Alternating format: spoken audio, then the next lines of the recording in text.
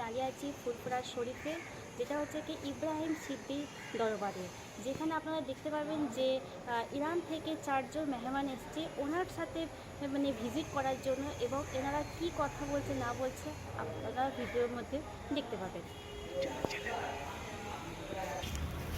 দেখতে থাকুন আপনারা কামারকুন্ডু মিডিয়াতে।